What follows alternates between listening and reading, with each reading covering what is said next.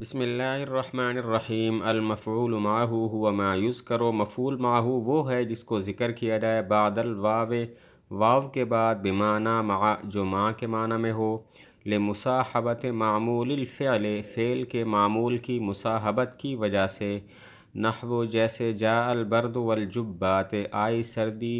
جبوں کے ساتھ، وجئت انا وزیدن اور آیا میں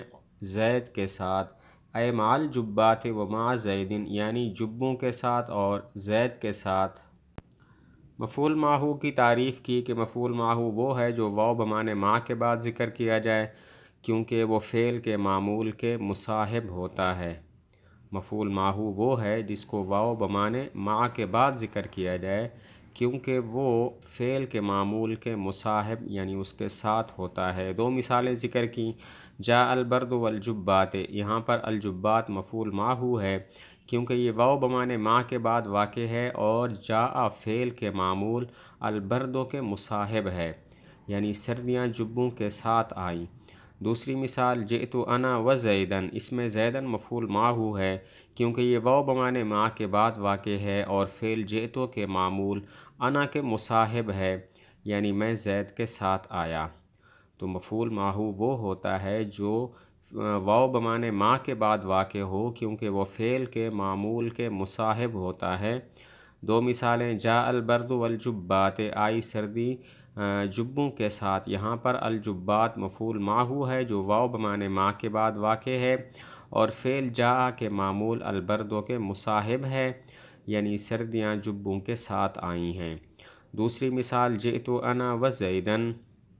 اس میں زیدن مفعول معہ ہے، یہ واو بمعنی مع کے بعد واقع ہے فعل کے معمول یعنی انا کے مصاحب ہونے کی وجہ سے کہ میں زید کے ساتھ آیا۔ آگے فَإِنْ كَانَ الْفِعْلُ لَفْظًا، پس اگر فعل لفظی ہو، وَجَازَ الْعَطْفُ اور عطف جائز ہو، يَجُوزُ فِيهِ الْوَجْهَانِ تو اس میں دو وجہیں جائز ہیں،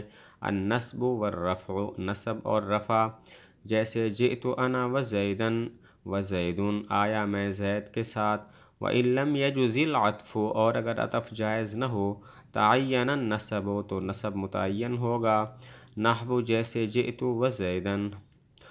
اور اگر وَإِنْ كَانَ الْفِعْلُ مَعْنًا اور اگر فعل معنی ہو، وَجَازَ الْعَطْفُ اور عطف جائز ہو، تَعَيَّنَ الْعَطْفُ تو عطف متعین ہوگا، نحو جیسے مَا لِزَيْدٍ وَعَمْرٍ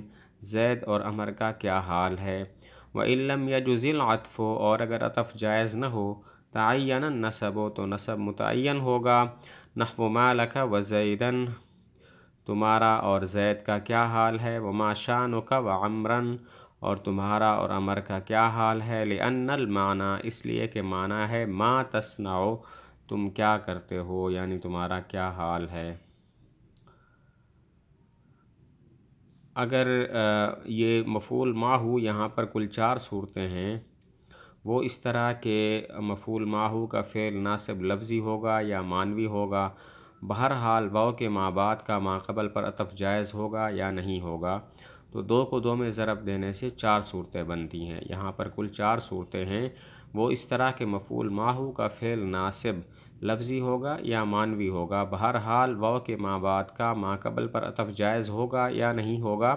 تو یہاں پر کل چار صورتیں بنتی ہیں۔ پہلی صورت یہ ہے فعل ناصب لفظی ہو اور واو کے ما بعد کا ما قبل پر عطف جائز ہو،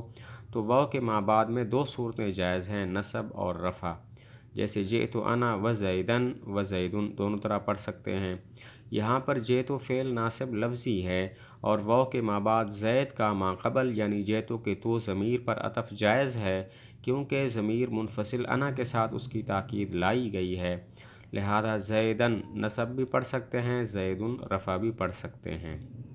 پہلی صورت یہ ہے کہ مفعول معہ کا فعل ناصب لفظی ہو اور واو کے ما بعد کا ما قبل پر عطف جائز ہو، تو واو کے ما بعد میں دو صورتیں جائز ہیں، نصب اور رفع، جیسے جئت انا وزیدن وزیدن دونوں طرح پڑھ سکتے ہیں کیونکہ جئت فعل ناصب لفظی ہے اور واو کے ما بعد زید کا ما قبل یعنی تو ضمیر پر عطف جائز ہے کیونکہ انا ضمیر منفصل کے ساتھ اس کی تاکید لائی گئی ہے، تو زیدن نصب بھی پڑھ سکتے ہیں، زیدن رفع بھی پڑھ سکتے ہیں۔ دوسری صورت یہ ہے مفعول ماہو کا فعل ناصب لفظی ہو اور واو کے ما بعد کا ما قبل پر عطف جائز نہ ہو تو واو کے ما بعد پر نصب متعین ہوگا، جیسے جئت و زیدن۔ اس میں جئتو فعل ناصب لفظی ہے، واو کے ما بعد زید کا۔ جئتو کے تو ضمیر پر عطف جائز نہیں ہے کیونکہ ضمیر منفصل کے ساتھ اس کی تاکید نہیں لائی گئی، تو زیدن پر نصب ہی متعین ہوگا۔ دوسری صورت یہ ہے کہ فعل ناصب لفظی ہو اور واو کے ما بعد کا ما قبل پر عطف جائز نہ ہو تو واو کے ما بعد پر نصب متعین ہوگا، جیسے جئت و زیدن۔ اس میں جئتو فعل ناصب لفظی ہے اور واو کے ما بعد زید کا، ما قبل یعنی جئتو کے تو ضمیر پر عطف جائز نہیں ہے کیونکہ ضمیر منفصل کے ساتھ اس کی تاکید نہیں لائی گئی، تو لہذا زیدن پر نصب متعین ہوگا، عطف جائز نہیں ہے۔ تیسری صورت، مفعول ماہو کا فعل ناصب مانوی ہو اور واو کے ما بعد کا ما قبل پر عطف جائز ہو تو عطف متعین ہوگا، جیسے ما لزید و عمر۔ فعل ناصب مانوی ہے، لفظی کوئی فعل نہیں ہے، اور عمر کا زید پر عطف جائز ہے، تو یہاں پر صرف عطف متعین ہوگا، عمرن پڑھیں گے، نصب عمرن پڑھنا جائز نہیں ہے۔ تیسری صورت یہ ہے، مفعول ماہو کا فعل ناصب مانوی ہو اور واو کے ما بعد کا ما قبل پر عطف جائز ہو تو عطف ہی متعین ہوگا، نصب جائز نہیں ہوگا، ما لزید و عمر۔ یہاں پر فعل مانوی ہے کیونکہ لفظوں میں کوئی فعل نہیں ہے، اور عمرن کا زیدن پر عطف جائز ہے، تو یہاں پر صرف عطف یعنی عمرن پڑھ سکتے ہیں، نصب عمرن نہیں پڑھ سکتے۔ چوتھی صورت یہ ہے کہ فعل ناصب مانوی ہو اور واو کے ما بعد کا ما قبل پر عطف جائز نہ ہو تو نصب ہی متعین ہوگا، عطف جائز نہیں ہوگا، جیسے ما لک و زیدن و ما شانک و عمرن۔ یہاں پر فعل ناصب جو ہے مانوی ہے کیونکہ لفظوں میں کوئی فعل نہیں ہے، اور واو کے ما بعد زید اور عمر کا کاف ضمیر پر عطف جائز نہیں ہے کیونکہ ضمیر مجرور پر عطف کی شرط یہ ہے کہ معطوف پر جار کا اعادہ ہو، یہاں پر معطوف پر جار کا حرف جر کا اعادہ نہیں ہے، تو نصب ہی متعین ہے، زیدن اور عمرن پر عطف جائز نہیں ہے۔ چوتھی صورت یہ ہے کہ فعل ناصب مانوی ہو اور واو کے ما بعد کا ما قبل پر عطف جائز نہ ہو تو نصب ہی متعین ہوگا، عطف جائز نہ ہو، جیسے ما لک و زیدن و ما شانک و عمرن۔ اس میں فعل ناصب مانوی ہے اور واو کے ما بعد زید اور عمر کا کاف ضمیر پر عطف جائز نہیں ہے کیونکہ ضمیر مجرور پر عطف کی شرط یہ ہے کہ معطوف پر جار کا اعادہ ہو، اور یہاں معطوف پر جار کا کوئی اعادہ نہیں ہے، یعنی عمرن اور زیدن پر حرف جر کا اعادہ نہیں ہے، تو عطف جائز نہیں ہوگا، نصب ہی متعین ہوگا۔ لأن المعنی ما تصنع، باقی جو آخری دو صورتیں ہیں ان میں